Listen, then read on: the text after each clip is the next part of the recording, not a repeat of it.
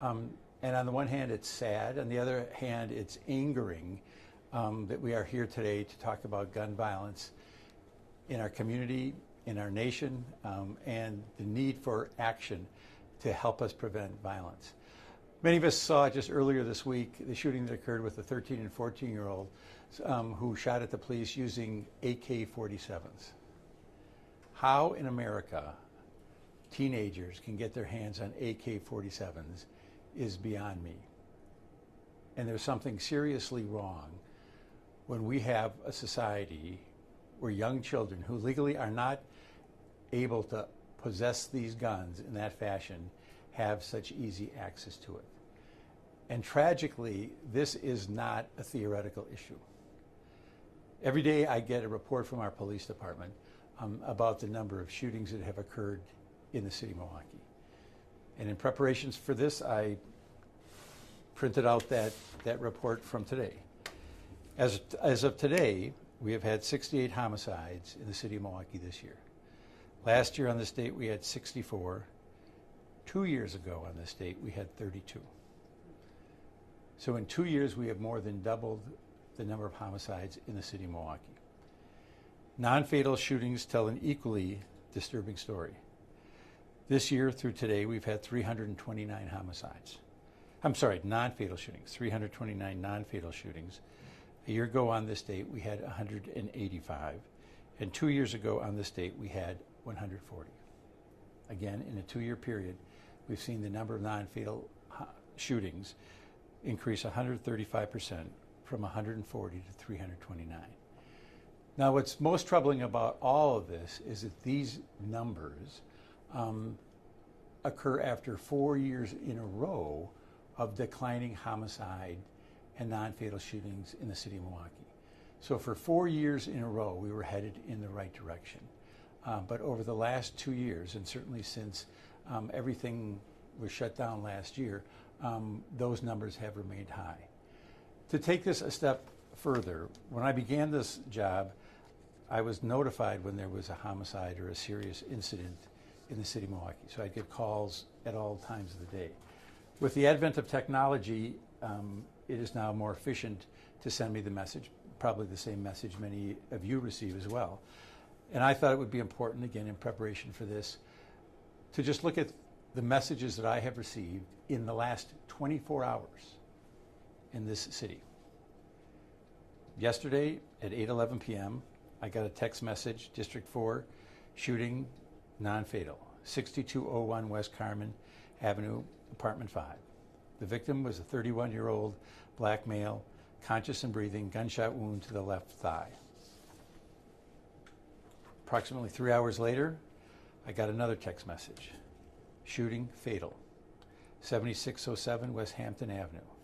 Black male, 50 years of age, pulseless, not breathing, gunshot wound to the left chest.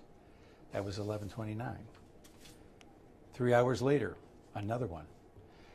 District 7, non-fatal shooting, black male, 14 years of age, gunshot wound to each arm. And then, about an hour and a half later, another fatal shooting. 729 South 21st Street. 30-year-old black male, gunshot wound to the back, pulseless, not bleeding. This is what is occurring in our community because there are too many guns and there are too many people acting irresponsibly who have those guns. I, for the life of me, don't understand why at this time we are seeing an explosion in gun purchases. At the same time, we're seeing increases all over the nation in these shootings. That somehow more guns are going to solve this problem. I think we've seen time and time again that hasn't happened. And if you look at the public opinion polls about sensible gun laws, about mandatory background checks, about red flag laws, overwhelmingly, people of all political persuasions are in support of revising our laws. Yet our state legislature, with the notable exceptions, for example, of the representatives who are here today, buckle time and time and time again to the gun makers and the gun lobby who have terrified elected officials at the state and national level. But that doesn't give us an excuse for being quiet. In fact, if anything, to me, it calls for even more action and more awareness. And that's why, at the request of these individuals, I put together this proclamation.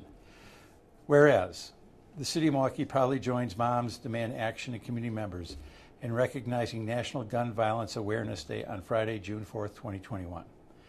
And whereas National Gun Violence Awareness Day was inspired by a group of Chicago teens who asked their classmates to wear orange clothing to honor their friend Hadiya Pendleton, who was shot and killed on January 29th, 2013. I think that was shortly after she met the First Lady, if I'm not mistaken. And whereas National Gun Violence Awareness Day acknowledges that more than 100 Americans are killed by gun violence every day, and firearms are the second leading cause of death for children and teens. And whereas National Gun Violence Awareness Day is designed to educate and increase public awareness on gun violence, empower citizens to advocate for a reduction of gun violence by keeping firearms out of the wrong hands, and encourages responsible gun ownership to keep our communities safe. And whereas the City of Milwaukee joins Moms Demand Action in their efforts to reduce gun violence, honors all victims, survivors, and families affected by gun violence, and encourages residents to take positive action to ensure the safety of community members. Now, therefore, I, Tom Barrett, Mayor of the City of Milwaukee, do hereby proclaim today, Friday, June 4th, 2021, to be National Gun Violence Awareness Day throughout the City of Milwaukee. And I look forward to the day when we don't have to do this.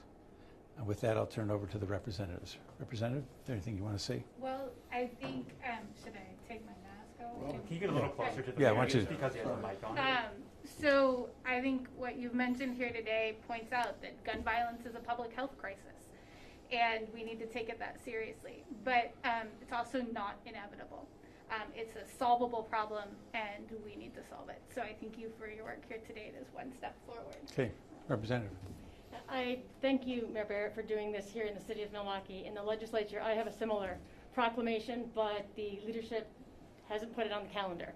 So we need to be able to talk about these things. The last time I was in City Hall was when you were here and Governor Evers were here to call the special session on gun legislation. And we gavelled in and gavelled out, and they still won't let us talk about it. So things are broken. 80% of people in this state want to see us reduce gun violence, and I think we need to at least start that conversation. And I appreciate that, and I appreciate you for your leadership at the state level. And that tells a story, the fact that the Wisconsin State Legislature will not even recognize gun violence as an issue. Tells you who controls the state legislature. Anybody else?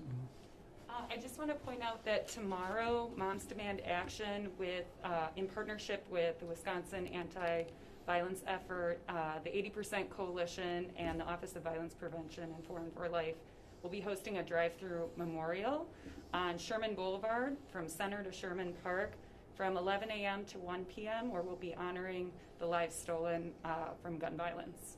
Okay, great. Anybody? All right, if there's any questions, we're happy to answer any questions.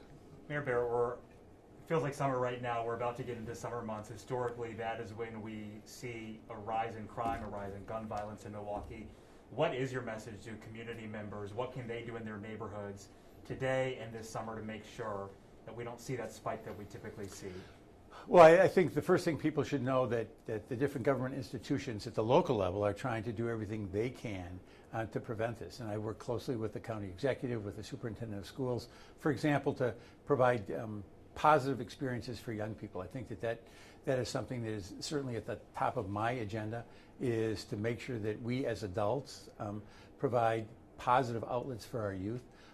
But you also have our Office of Violence Prevention, and Arnita is leading that effort now, and that is to try to intervene not when the violence occurs, but before it occurs as much as possible. So our Office of Violence Prevention will be in the community at many different events this summer, but it really comes down to individuals, and we all know this is all about individual behavior.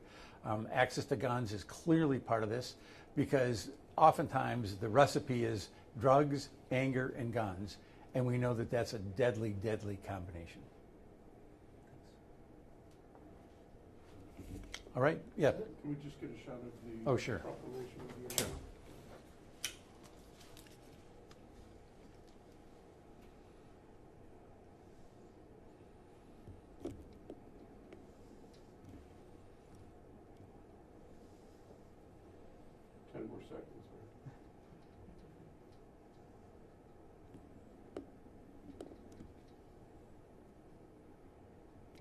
Okay, thank you all very much.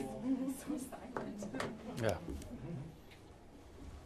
Would we be able to prop it up? Oh, I'm sorry, yes. Shoulder or something? Here, like that, is that good? Yeah. Then you guys can move over there. I'll get out of your way. Yeah. It's going to de-mic you, so. Okay, let's see, I'm just, one,